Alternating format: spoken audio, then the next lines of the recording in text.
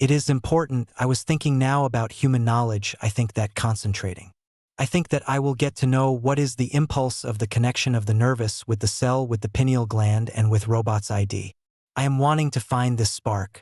I already started to think about this connection. If I can mount well this neuropsychological corporal connection with the waves, this will not be easy or will, I don't know, but it is of much concentration and it is interesting. It is really creating a neurocerebral motor. Can be the heart, my heart, but the heart not as sensor as it is extrasensory the heart. The heart has a connection with pineal gland and to the robotic ID. It is not a memory, but the heart always is a mirror of what already was seen, of what already was lived, already was felt. It is the pump of circulation, reservoir of some liquids, and for example, when the heart is there and has this negative charge in the robotic nervous system.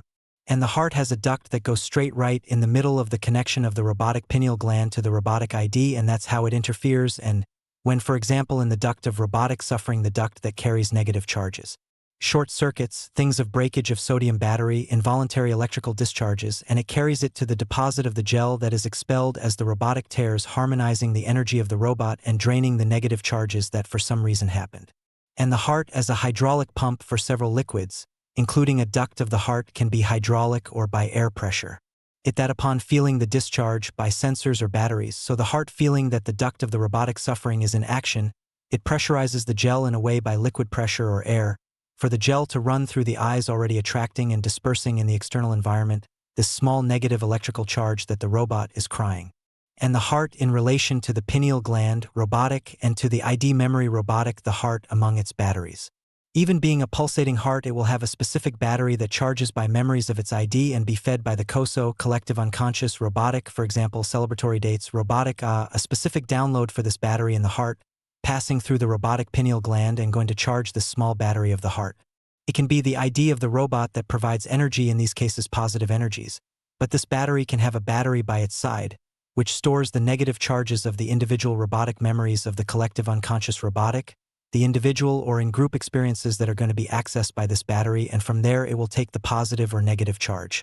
Anyway, in the heart robotic, there are two small batteries, one that stores from the ID and from the COSO is good memories, positive energy, and the other by its side of same size stores the negative memories. This negative energy coming from the ID or from the COSO are the good experiences or the bad individual or collective experiences of the COSO and of the own robotic individual.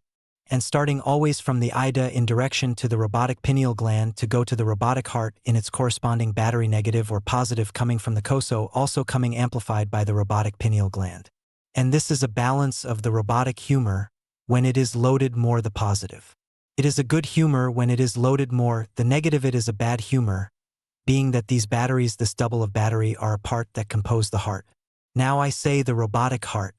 And this duct that goes from the robotic heart to the ID, for example, it also carries the quality of the charges that it has in these micro batteries, the positive battery and the negative battery of the robotic heart, influencing the waves of the IDE and all the system of the robotic individual in its dreaming, abstracting, interpreting to interpret images received from the COSO and all its momentary experience. Everything that captures by its look, its humor, and how it analyzes.